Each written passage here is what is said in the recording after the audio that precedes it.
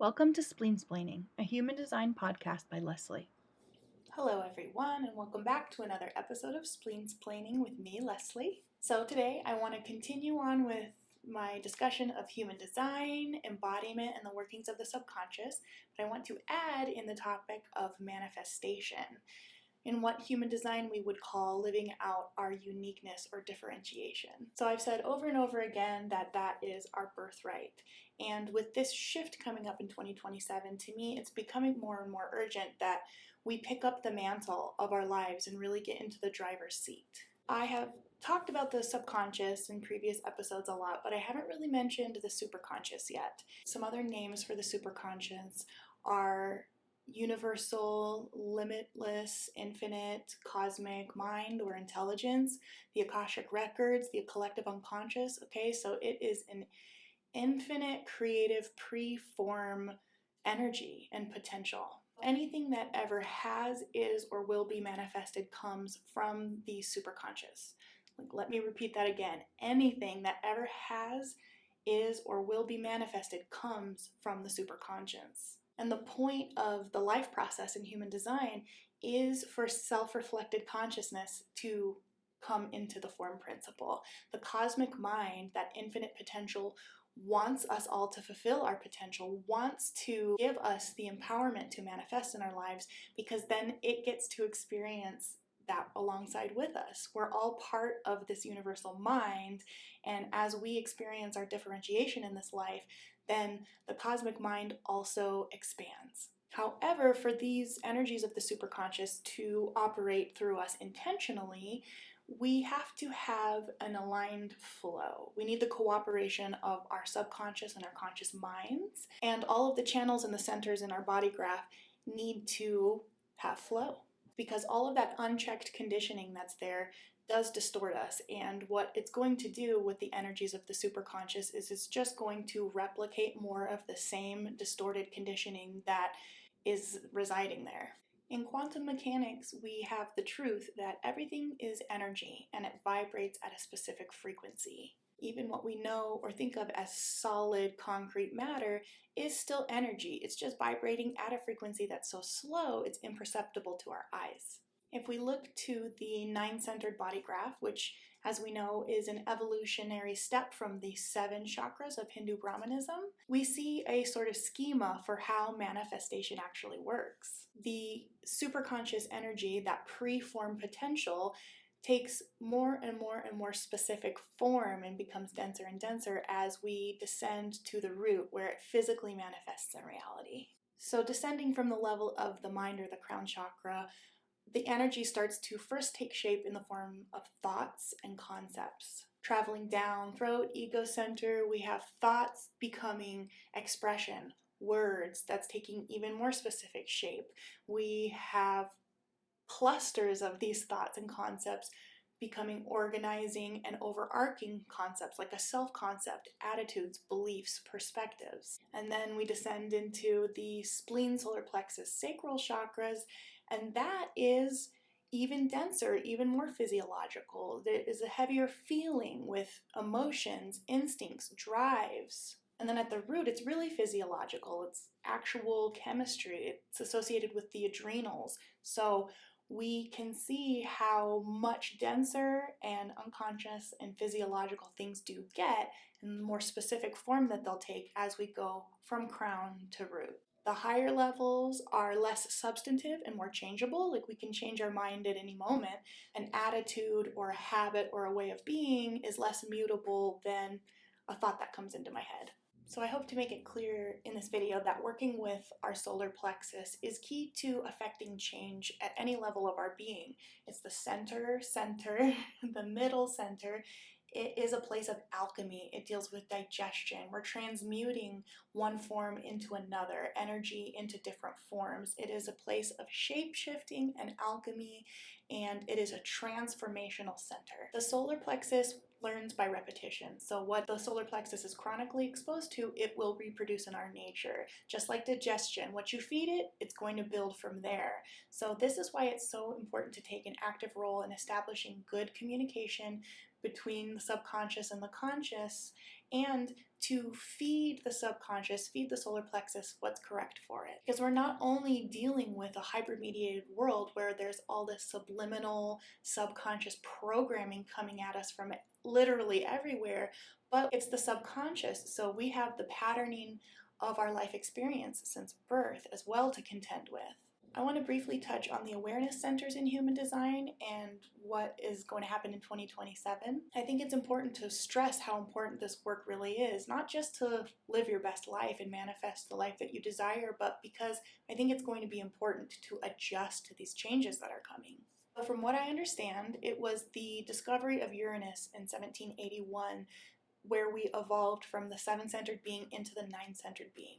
And that coincides with a shift from humans being dominated by splenic awareness in the spleen center into Ajna awareness. That puts us up into our minds. And subsequently, that takes us from right brain dominance into left brain dominance with the Ajna.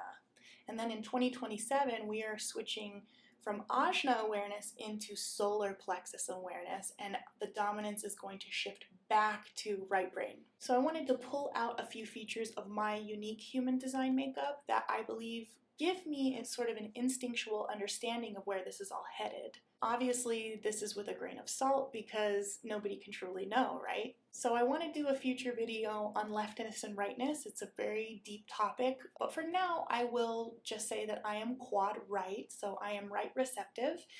It is not a perfect analogy, but you can think in terms of right brain, left brain. If you have a basic understanding of the difference there, logical left, right brain is a little bit more intuitive and creative. The right brain, without any particular focus, it takes in all of the information in front of it simultaneously without filter. It's nonverbal and communicates more through imagery. Sounds a whole lot like the solar plexus, right? As we've been discussing in the subconscious function. In addition to being quad right receptive, being more right-brained, I also have an open solar plexus. It's undefined.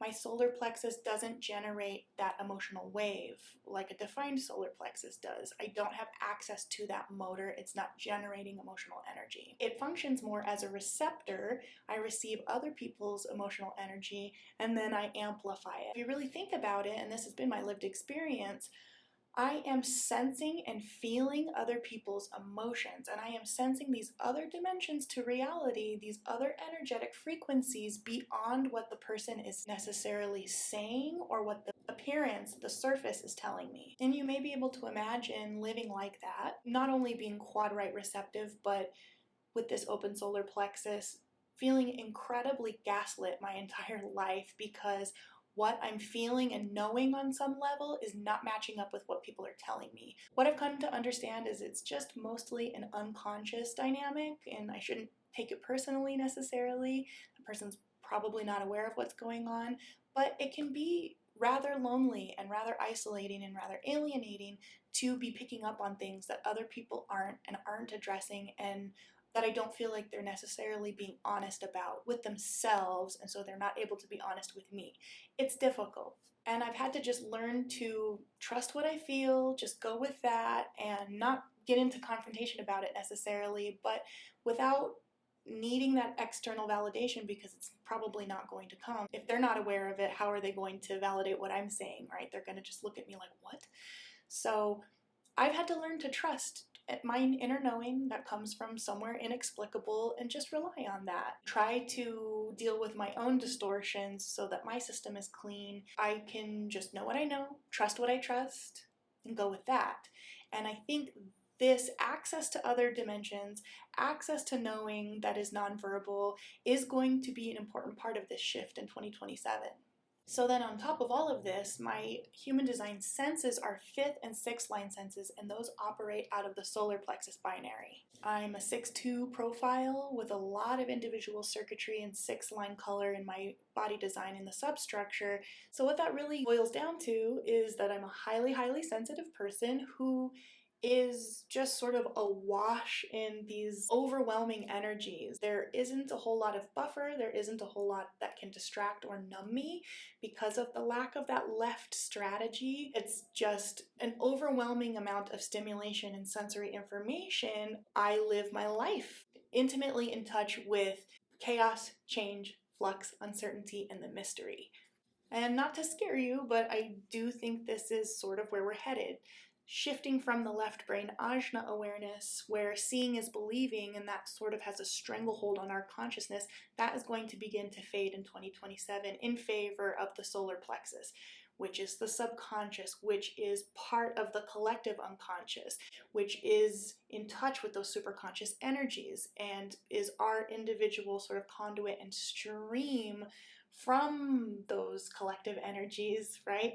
So I think it's going to open us up into much more multidimensionality. Trying to play life on the surface of things and have everything in a tidy box of convenience, that's gonna be a dead end. I want to make it incredibly clear that when I'm talking about left-dominated consciousness, I'm talking about overall. I'm not at all talking about an individual who is quad left, who has more left variables than right. That is just an individual propensity to be a little bit more left brain than right brain, but we all have both hemispheres of our brain and we have access and potential to that.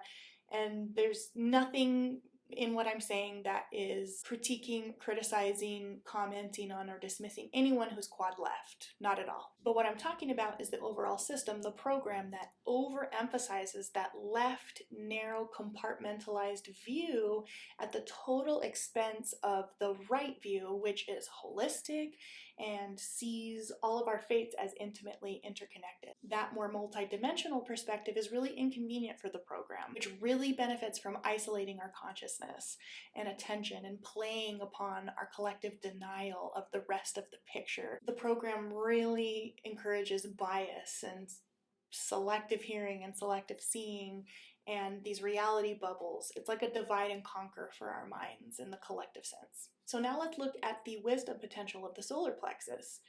It is the ability to know and confront the truth. This potential, with this evolution towards the solar-plexus and having greater command of the subconscious and access to the superconscious energies, we're all going to need to be more willing to experience the full spectrum of life. So if we're allowing ourselves to seclude our consciousness into this really convenient reality bubble that is held together by denial of the bigger picture, that's going to keep us from working effectively with the subconscious and the energies of the superconscious because they are so multidimensional. These are under the surface energies. We can manifest to some degree, but if we've got that narrow, focused agenda, our manifesting is going to be limited to that, and it's probably going to be missing the bigger picture of our lives. It's probably not going to be our fullest potential in what source or the universe or whatever you want to call it intends for us and really wants to experience through us. It's going to be our little tiny agenda that we have in this life, our little area of focus that we can't even begin to understand what's really out there. If we're going to play small like that and we're not going to be willing to entertain more of the fuller spectrum, even though it's scary or unpleasant or discomforting for a bit until we adjust to it, then that's the scope of our manifestation is going to be pretty limited. But if we can expand into trust, we're not going to be able to understand it. And if we can let go of the need to understand and just embrace the mystery and embrace trust in this whole life process and being that passenger consciousness and just getting to witness the play unfold, then we'll be able to manifest that higher potential. And I think we're going to be handling the shifts in 2027 with a lot more grace and ability. The solar plexus is our inner sun, solar, right? It is an infinite source. It is like our own little mini superconscious. Deconditioning this center corrects its true function, which is to allow us to live in truth and embody a knowing that's beyond words. It's a knowing that's beyond what the surface reality is telling us. It has access to greater dimensions that are beyond what the visible spectrum can really tell us. The 7-year deconditioning process has to do with cell turnover. It's physiological. I've said it before, each one of our individual cells is a node of consciousness, and our total consciousness has to do with the sum total of consciousness that is in each and every individual cell. And the consciousness of that cell is going to be dictated by the patterning in our subconscious at the time it was created. So whether that is a negative contracted space or a high vibe, that is going to dictate the nature of the consciousness within that cell. And overall, our consciousness is going to be dependent upon how our subconscious has been doing, what patterning is there, what programming is there, and that is going to be how we continue to be replicated as a being, how our being is going to recreate itself and do that cell turnover in a lower state or a higher state. And that just depends on the state of our subconscious, the state of our being, our vibration in any given moment, how much we can decondition and feed our subconscious and our solar plexus center what is correct for it. And that is the deconditioning process in human design. That is following your strategy and authority, is feeding that center what's correct for it. And all of this inside of our bodies is a microcosm for the collective, okay? So each individual within the collective is going to make up the sum total of consciousness on this planet. So this work is so critically important. And I'm just going to say it. Give me a like, a subscribe, comment, share, whatever you can do to help get this information out there as well. It's important work, you guys. And 2027, we need a threshold of individuals to help raise this consciousness so that we can adjust to what the new reality is going to be, and we have access to those other dimensions beyond just our technologies, the left focused strategies. We need to start embodying this wisdom. We need to get off the dependency on these technologies. I really hope the internet doesn't go away, but imagine if it does, because everything on the internet is in the superconscious, right? Everything that's manifested is there. And so we need to be developing strategies of way to access this knowledge beyond what our left logical rational mind is going to accept.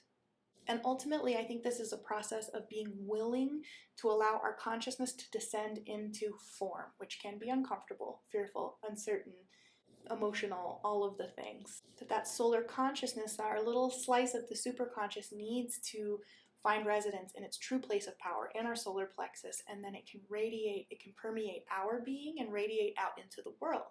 It's what this work is all about, becoming integrated and taking the reins of your manifestorial power. But it comes with responsibility, right? You need to know what you value, you need to know what you want, and you need to do the work of deconditioning so that we're not distorted and that we're really operating from our true power, from our true authority.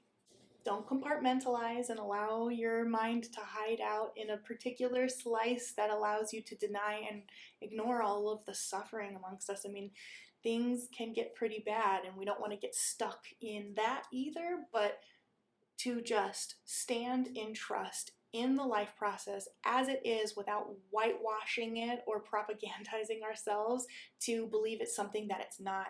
Be with it as it is. Be bold and brave enough to experience life on life terms without your manipulations to make it better for yourself temporarily, and then you're going to have to suffer that uncomfortability at some point. So why not live grounded in reality instead of having to fall off the cliff of denial eventually, right? Be willing to live life and feel it all, the good and the bad. Let's commit to stopping judging life and learning to trust that everything is ultimately working out in our favor. It is for our ultimate benefit and for our ultimate evolution of consciousness. So thank you for being here. Stay tuned for more information and practical guidance on your deconditioning journey. Until next time, be very well, my friends.